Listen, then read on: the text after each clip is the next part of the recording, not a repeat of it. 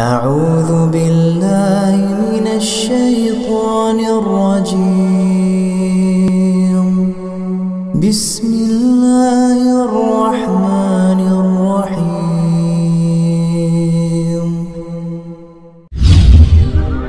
Assalamualaikum warahmatullahi wabarakatuh. Alhamdulillahi rabbil alamin wa bihi nasta'inu ala umurid dunya waddin. Wassalatu wassalamu ala asrafil anbiya'i wal mursalin nabiyina Muhammadin wa ala alihi wa sahbihi wa man tabi'ahum bi ihsanin ila yaumiddin. Subhanaka la ilma lana illa ma 'allamtana innaka antal alimul hakim. Qala Allah ta'ala ya ayyuhalladzina amanu taqullaha haqqa tuqatih wa la tamutunna illa wa antum muslimun. Wa qala Rasulullah sallallahu alaihi wasallam fa inna ahsanal hadithi kitabullah wa khairal hadi hadiyu Muhammadin sallallahu alaihi wasallam wa syarral umuri muhdatsatuha fa inna kulla muhdatsatin bid'ah wa kulla bid'atin dhalalah wa kulla dhalalatin finnar. Ma'asyiral muslimin rahimani wa rahimakumullah, para bapak, ibu serta saudara sekalian, jamaah sholat subuh, jamaah pengajian Masjid Mujahidin Perak yang mudah-mudahan dirahmati oleh Allah. Alhamdulillah, kita bersyukur kepada Allah pagi hari ini kita masih dikaruniai nikmat yang tak terhingga. Di antaranya adalah nikmat sehat, nikmat iman, sehingga kita bisa menikmati sholat subuh berjamaah dan juga duduk sebentar untuk mendengarkan hadis-hadis Nabi dibaca. Mudah-mudahan kehadiran kita ini mendapatkan ridha, barokah dan ilmu yang bermanfaat. Amin ya rabbal alamin. Jamaah yang dimuliakan oleh Allah, terakhir kita sampai hadis 173, yaitu Rasulullah sallallahu alaihi wasallam melarang kita untuk mendoakan jelek kepada orang lain, terutama berdoa supaya orang itu wajahnya jadi buruk, sebagaimana yang diriwayatkan Abu Hurairah, qabbahallahu wajhaka wa wajha man asbaha wajhaka. Mudah-mudahan wajahmu menjadi jelek dan orang yang mirip denganmu juga wajahnya menjadi jelek. Nah, mendoakan itu saja tidak boleh, apalagi sampai merubah wajah atau merusak wajah, baik wajah kita sendiri maupun wajahnya orang lain. Ya, contoh merusak wajah adalah wajahnya ditempeli apa itu? Bukan ditempeli, ditato.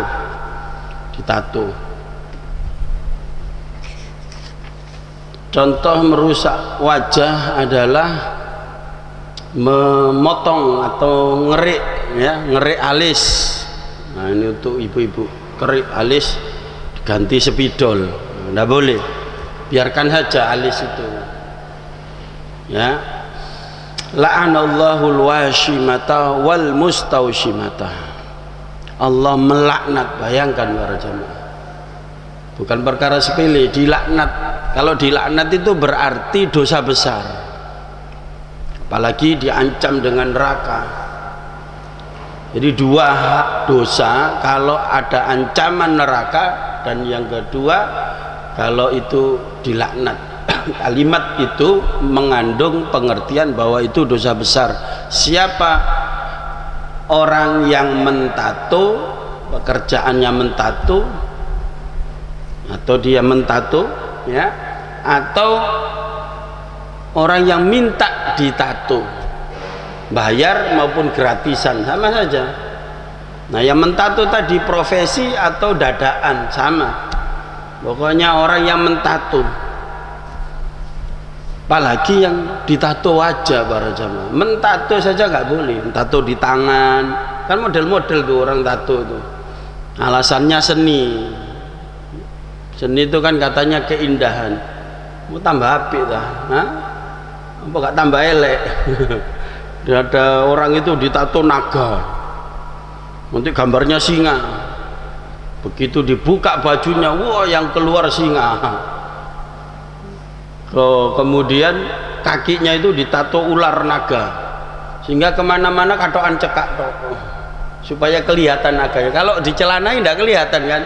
Memang tujuannya tato itu kan dipamerkan. Nah, wajahnya juga demikian, ditato kanan kiri ditato. Maka itu double dosanya, dosa mentato dan dosa merusak wajah. Nah, kita umat Islam jangan niru-niru, karena itu programnya setan.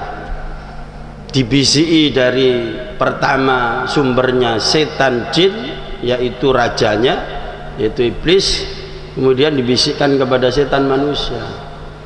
Gambaran wajahmu itu, gambaran raimu itu coret-coretan, dikasih cekno ayu, cekno ganteng, gak tambah ganteng, gak tambah cantik, tambah rusak tuh wajah. Maka Allah murka, ya. Bahasa yang dipakai oleh Rasulullah, la'anallah, Allah melaknat siapa saja yang mentato dan minta ditato. Maka para jamaah, banyak orang yang menyesal setelah tahu hadis ini, mendengarkan tausiah ceramah, tersadar bahwa perbuatan mentato maupun ditato itu perbuatan yang dilaknat.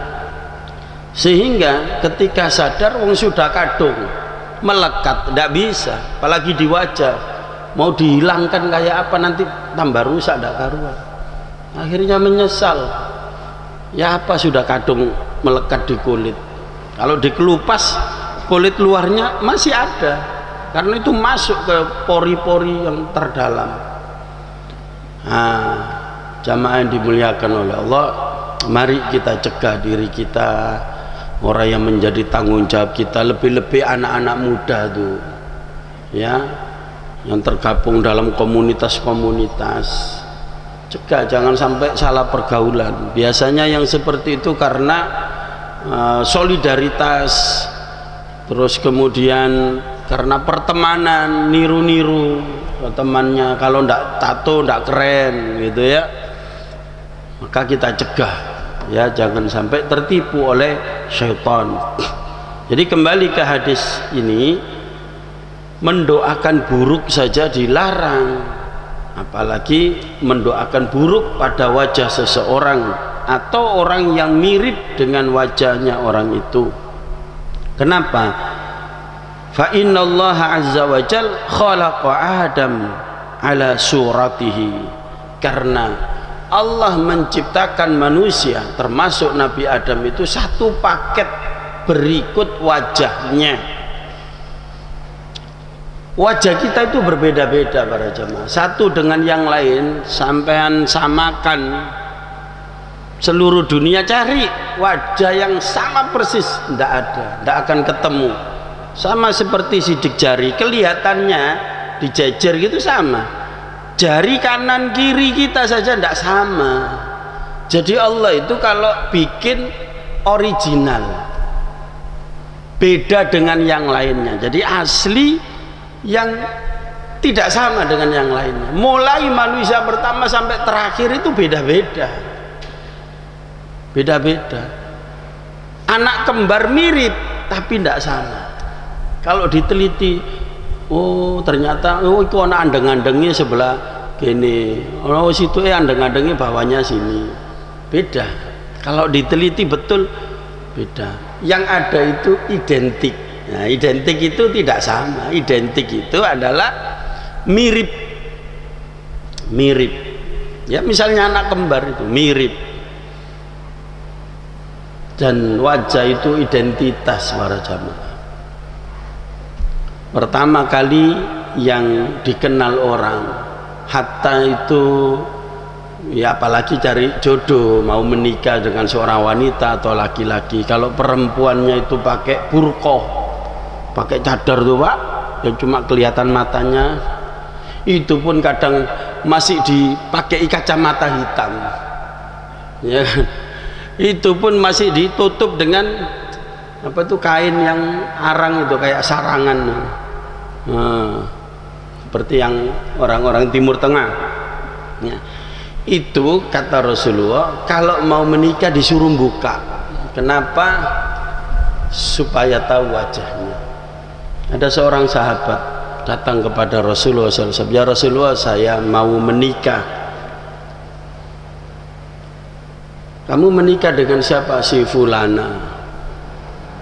Kamu sudah tahu orangnya, sudah melihat? Belum ya Rasulullah. Kamu lihat dulu. Jadi dilihat dulu fisiknya langsung, bukan lewat foto. Nanti foto itu bisa dimanipulasi dengan aplikasi, betul nggak Pak?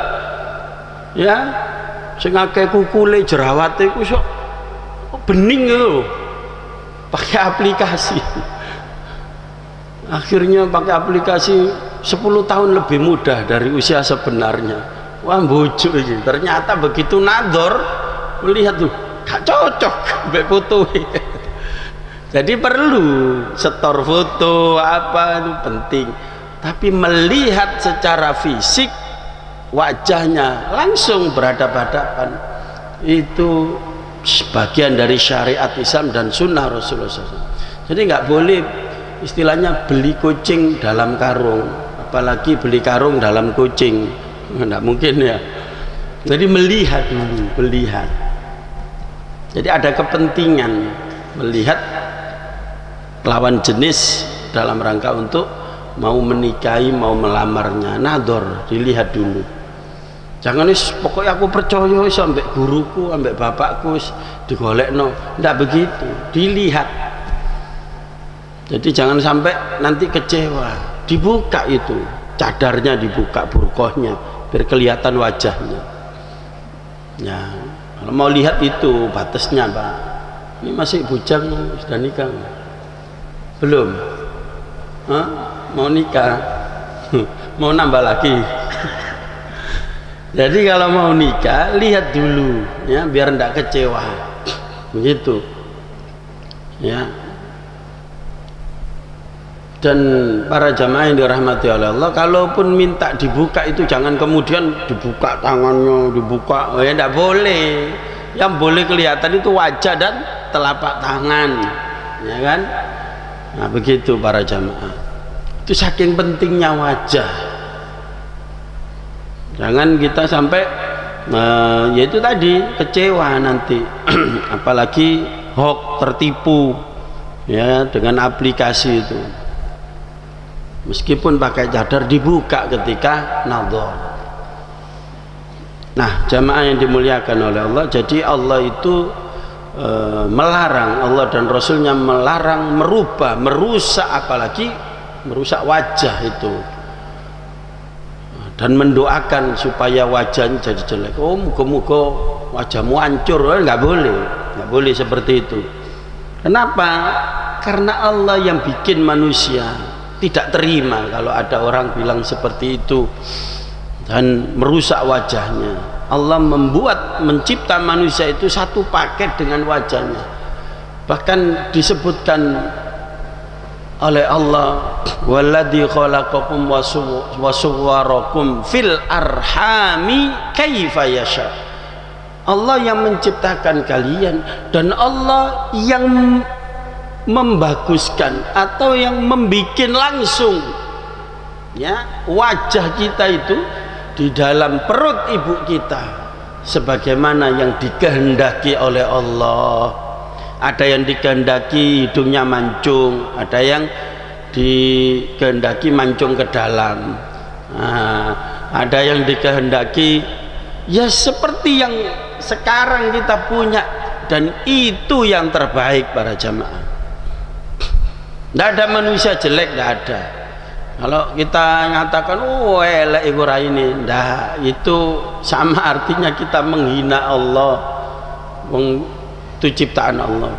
Buktinya orang yang kita anggap jelek, yang kita anggap hitam atau apa, itu punya istri, punya suami kok. Coba lihat Pak, mau orang mana coba yang dianggap jelek, ya kan? Mau orang suku apapun, belahan bumi manapun, pasti ketemu dengan jodohnya.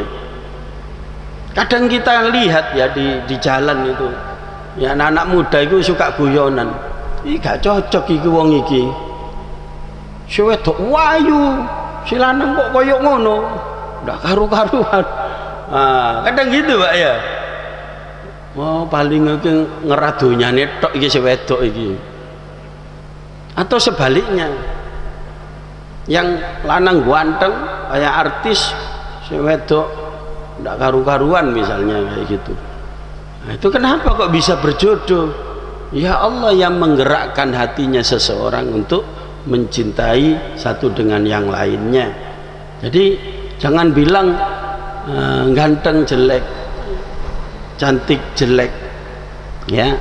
Jelek itu dalam pandangan manusia, dalam pandangan Allah yang terbaik. Kaifa yasha, menurut maunya Allah. Jadi Allah menciptakan kita dengan wajah kita itu menurut maunya Allah Ta'ala. Sekarang hadis 174 lanjutannya. Khalid bin Makhlad menceritakan pada kami, dia berkata, Sulaiman bin Bilal menceritakan pada kami, dia berkata, Muhammad bin Ajlan menceritakan pada kami, dia berkata, ayahku menceritakan padaku, dan juga Sa'id dari Abu Hurairah radhiyallahu an dari Nabi sallallahu alaihi wasallam, idza daraba ahadukumul khadimahu falyajtanib wajha.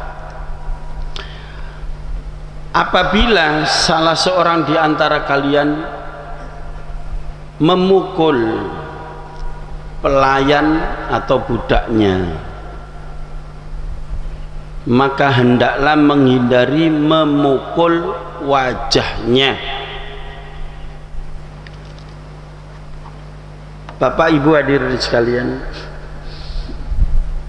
yang menjadi tanggung jawab kita di rumah, kita sebagai kepala rumah tangga itu satu istri. Apa yang diperbuat istri, ya kemaksiatan sekecil apapun, kalau kita ketahui kemudian kita tidak menasehati atau meluruskan, maka kita ikut berdosa, karena menjadi tanggung jawab kita, termasuk memberi nafkah pada istri. Jadi yang saya sebutkan ini yang berhak mendapatkan pendidikan, pengawasan. Kalau dia berbuat salah, kita tahu kemudian kita diamkan, kita katut dapat dosanya. Yang kedua adalah anak kandung kita maupun anak adopsi ataupun anak yatim yang kita pelihara di rumah, ya, atau ya anak. Ini kita bertanggung jawab memberi nafkah, kemudian pendidikan. Yang ketiga adalah pembantu yang bekerja di tempat kita. Entah itu pembantu masih ada hubungan famili, atau pembantu yang nasabnya tidak ada hubungan, yang awalnya tidak kenal sama sekali, karena kadang itu lama ikut kita jadi seperti saudara. Maka tiga kelompok inilah yang menjadi tanggung jawab kita para jamaah di rumah, ya, menjadi tanggung jawab kita. Diberi nafkah, makan, minum, pakaian, kemudian pendidikan. Nah, dalam proses pendidikan itu ada yang namanya reward punishment, ya. Reward itu adalah bisa berupa pujian, hadiah, ya, sesuatu yang manfaat untuknya, supaya untuk memotivasi supaya dia lebih baik, ya, semangat lagi berbuat baik. Pujian juga termasuk di dalamnya. Punishment, ya, adalah hukuman karena melanggar syariat. Sudah diingatkan, maka supaya kembali ke jalan yang benar dihukum, itu namanya punishment, dihukum. ada kalanya dihukum itu, hukuman itu berupa pukulan, pukulan yang bukan berarti menyiksa, pukulan yang mendidik. Nah, yang mendidik. Sebagai contoh, Rasulullah memerintahkan kepada kita sebagai seorang ayah untuk mendidik anak kita melaksanakan, mendirikan sholat 5 waktu ketika anak itu sudah umur 7 tahun ya, maksimal 7 tahun. Sebelumnya ya diajari umur 4, 5, 6, padahal 7 tahun kan belum berkewajiban ya kan, dibiasakan untuk sholat jamaah, diajak ke masjid dan seterusnya. Kalau sampai umur 10 tahun tidak melaksanakan dengan sendirinya sholat ini karena sudah dididik kan, maka Rasulullah memerintahkan untuk memukulnya. Anak umur 10 tahun itu kelas berapa? Kalau SD kelas 5 ya, atau kelas 4 ya, kelas 5, kelas 4 itu kan belum balik. Memang ada sih yang baliknya itu kecepatan ya, tapi rata-rata belum. Itu sama Rasulullah disuruh mukul. Nah, tentu pukulannya bukan siksaan. Begitu pula kepada istri ya, pada istri itu kalau dia melakukan nuzuz dalam surah Al-Baqarah itu, maka pertama kali diingatkan dengan lisan, kemudian pisah ranjang dengan pengertian masih dalam rumah tapi tidak tidur bersebelahan atau dalam satu ranjang atau kasur ya. Pisah, istrinya di luar, suaminya di dalam atau sebaliknya. Itu caranya. Kemudian kalau masih belum berubah boleh dipukul, tetapi pukulan yang tidak membekas alias tidak dalam bentuk siksaan atau menyakitkan. Karena itu juga termasuk KDRT kan, sampai biru-biru lebam apalagi wajah, tidak boleh. Nah, di sini disebutkan bahwa tidak boleh memukul wajah. Sama juga pelayan atau pembantu tadi itu. Di sini disebutkan oleh Rasulullah yaitu khadim, berarti kan pelayan, bukan budak nih, pelayan. Jadi statusnya adalah pelayan. Itu boleh dipukul untuk mendisiplinkan, untuk supaya kembali kepada taat aturan. Apalagi Pak ya, ini dalam rumah tangga ya, ini kan internal, tidak ada urusan dengan publik kan. Dan ini tidak termasuk penganiayaan, tidak termasuk kedoliman, dan juga ada rambu-rambunya. Tidak boleh memukul yang menyakitkan, menyiksa, apalagi wajahnya. Nah, kalau kita lihat ya di akademi kepolisian, akademi militer yang baru-baru itu Pak, Taruna, usaha ini disikat Pak, perutnya ditonjok ya toh? Ya, di video-video itu banyak beredar seperti itu. Diajar salah sedikit untuk apa? Pendidikan, untuk mendisiplinkan. Oh, itu tambah lebih nemen lagi kalau itu. Nah, itu pun nggak dimasalahkan. Oh, pelanggaran HAM. Kenapa? Karena internal dalam rangka pendidikan. Nah, begitu pula ketika itu pada rumah tangga. Kenapa kok dipersoalkan KDRT? Itu kok enggak gitu loh. Masalahnya kan gitu. Nah, Islam sudah mengantisipasi bahwa kita tidak boleh mendolimi. Ada pasal KDRT maupun tidak, kita umat Islam dilarang mendolimi orang lain. Memukul boleh, rambu-rambunya: satu, tidak boleh menyakitkan; kedua, tidak boleh menyiksa; yang ketiga, tidak boleh ada bekas; keempat, tidak boleh memukul wajah. Nah, karena ini babnya adalah soal wajah, maka yang ditekankan di sini tidak boleh memukul wajah, karena itu dapat menghilangkan keindahan wajah seseorang yang diciptakan oleh Allah. Jadi wajah itu betul-betul dalam Islam dijaga, Pak, dihormati betul, dimuliakan, maka dirawat dengan baik.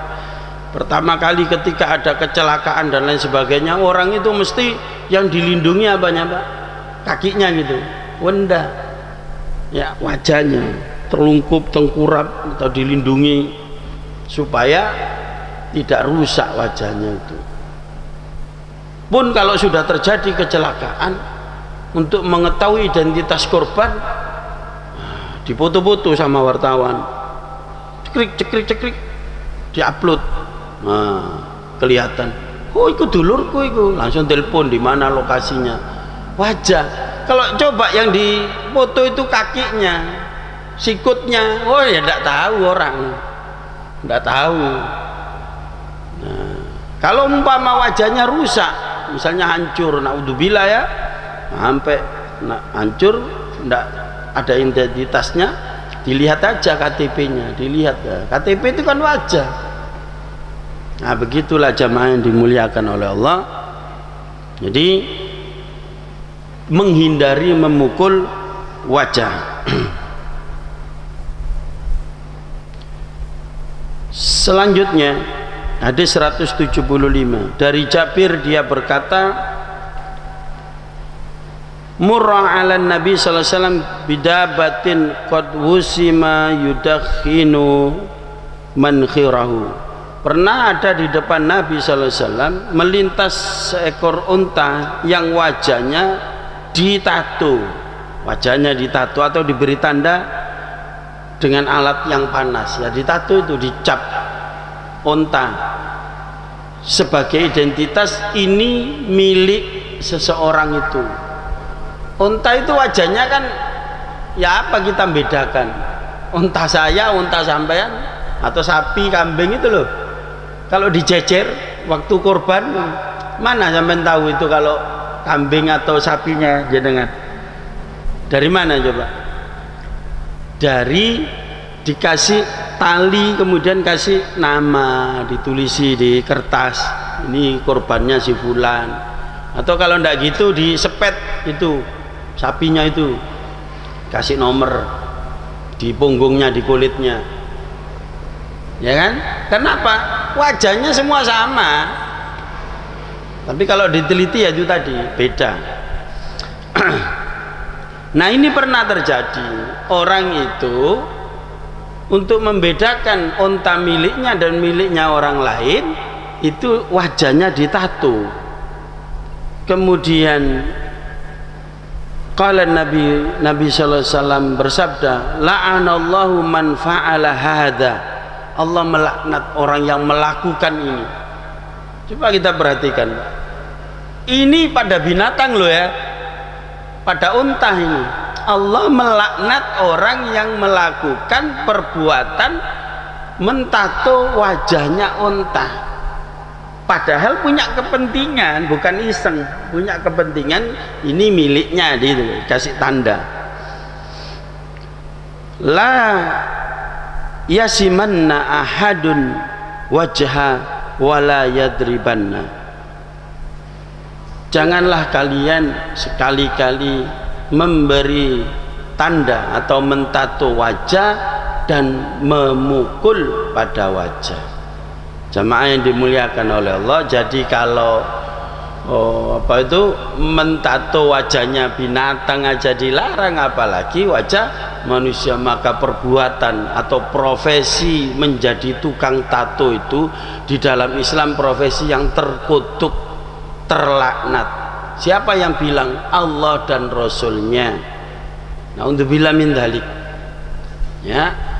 Dan juga Allah dan Rasulnya melaknat orang yang datang atau orang yang minta ditato.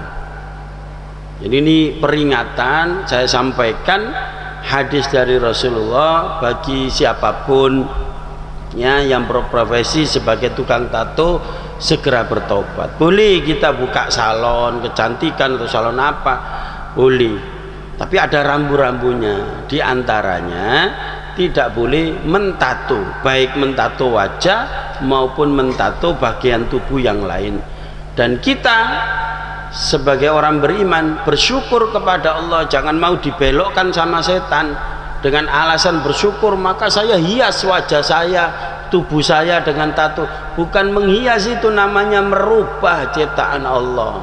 Naudzubillah, hal yang terlaknat. Mudah-mudahan kita semua hadirin sekalian semakin banyak bersyukur atas karunia Allah yang merawat tubuh kita ini, wajah kita, ya, dan mudah-mudahan itu termasuk bagian amal saleh. Amin ya rabbal alamin. Aqulu qouli hadza astaghfirullahaladzim li wa lakum. Subhanakallahumma bihamdika asyhadu an la ilaha illa anta astaghfiruka wa atubu ilaik. Assalamualaikum warahmatullahi wabarakatuh.